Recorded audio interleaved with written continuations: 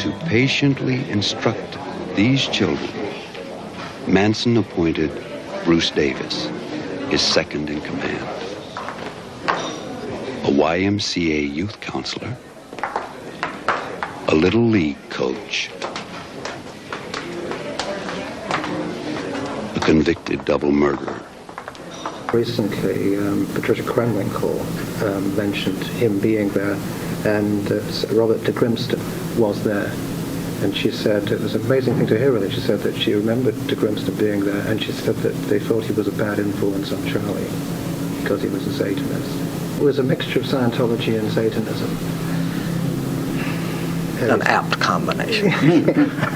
Well, you know, L. Ron Hubbard started out in Satanism. Well, you know, he died right here. Yeah? He was in San Luis County. That's where he died. Yeah.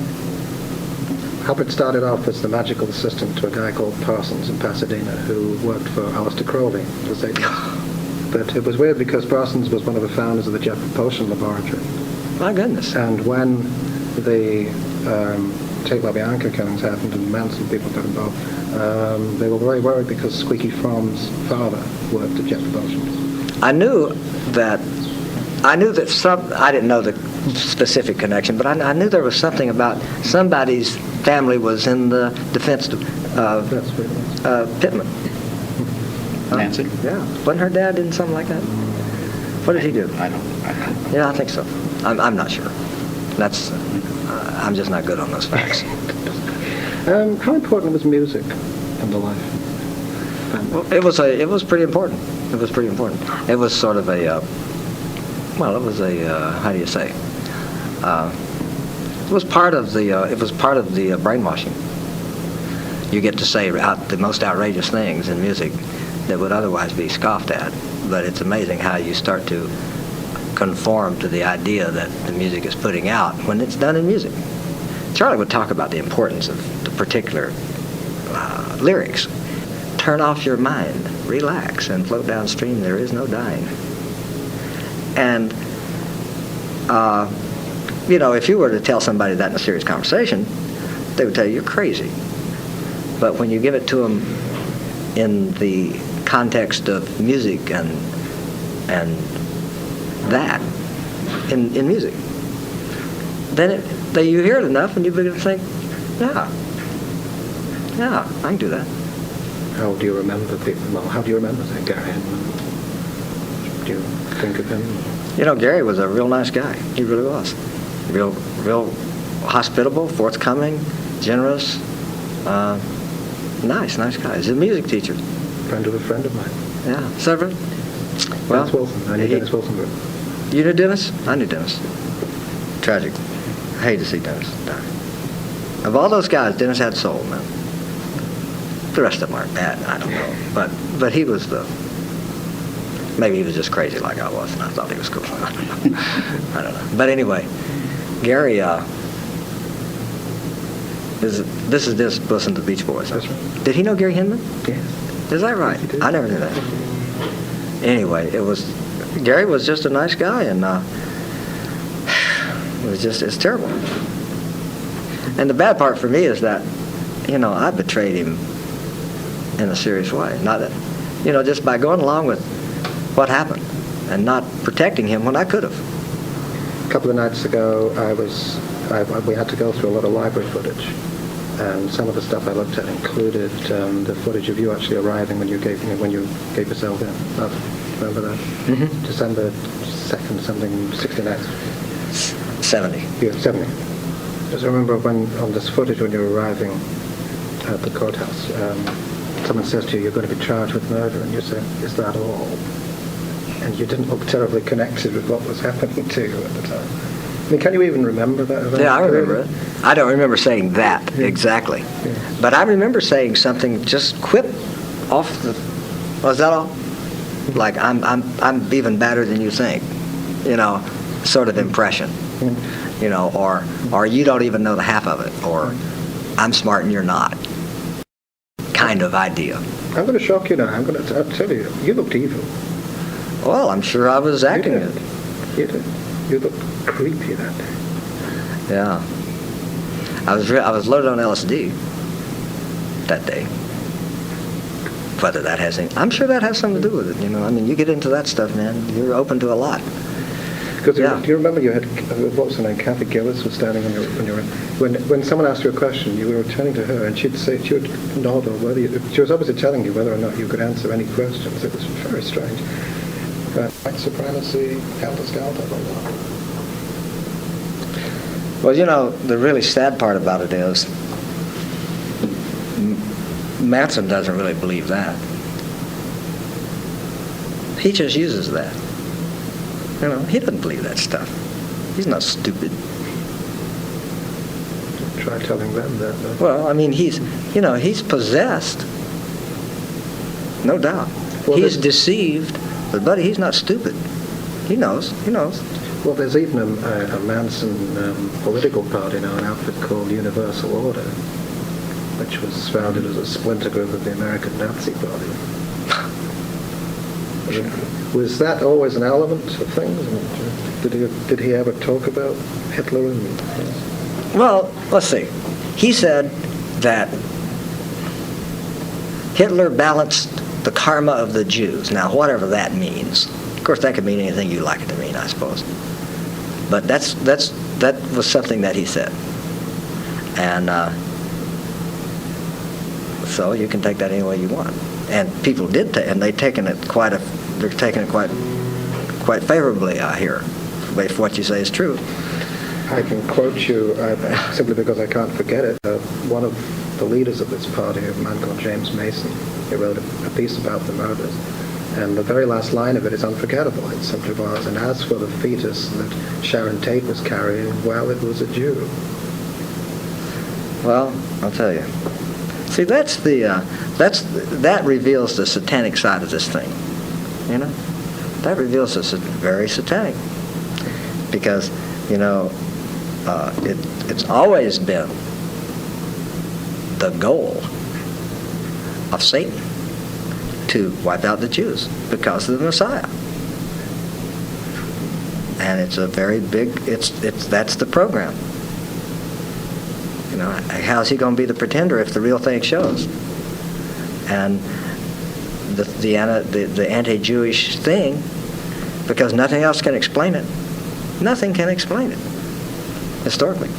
In your parole hearing, you said that you were interested in doing missionary work in Ireland.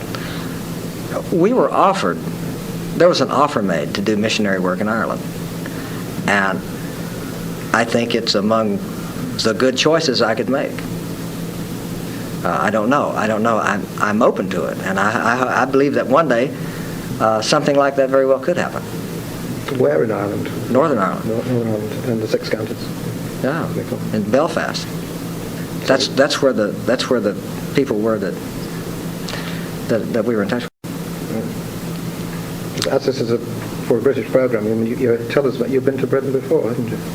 Yes, for a short period. It was 68, November of 68 till about April of 69. Where'd you go? Were you just in London? London, East Grinstead. That was really in England. Between those two on the train. East Grinstead is the Vatican of Scientology. Yeah, that sure was. I was involved in it.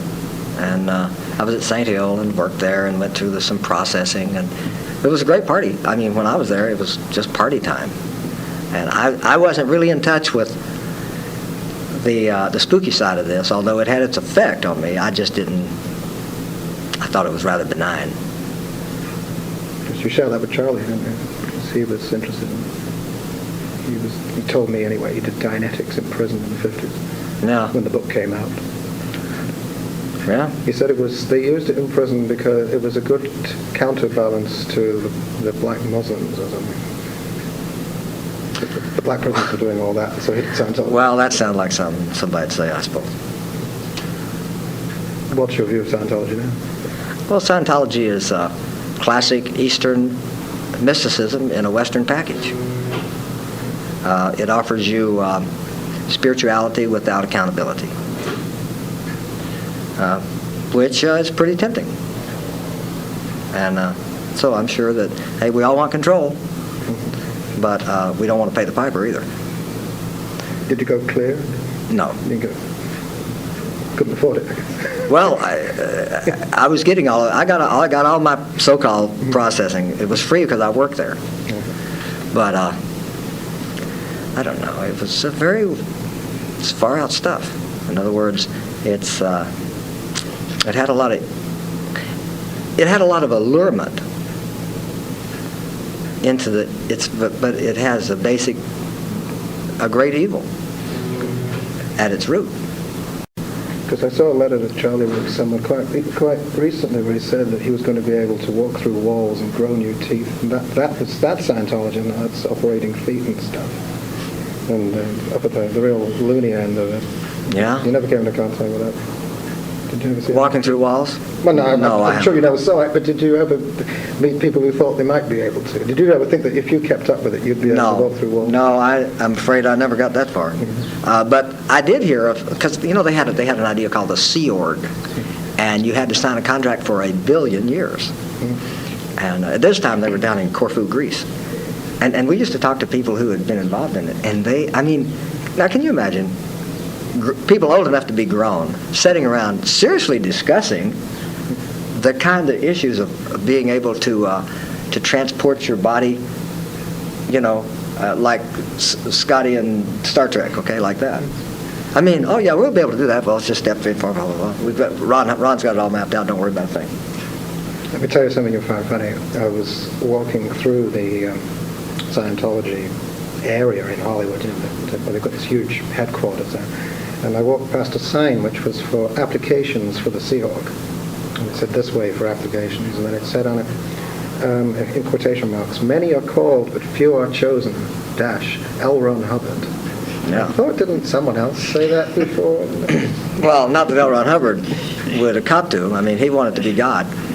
When you want to be God, you can take advantage of a lot of things. So what do you think made Manson attractive to young people? Well, he seemed to have a easily understood, attractive solution to the psychological moral vacuum in certain people. Not everybody, just certain people. And so he was perceived as a source of supply, or what you thought you needed. So that was the attraction. How did you meet him? I met him through another party. They took me to his house, and he was sitting out in the backyard, smoking grass and entertaining several girls. They were all sitting around. I think he was in an old bathtub full of water, having a bath, and they were giving him a bath, and everybody was getting high, and it looked very nice. It looked like Elysian Fields and things. Where was that? It was in Topanga Canyon. He said he mentioned you when I spoke to him. He said he'd met you in Washington.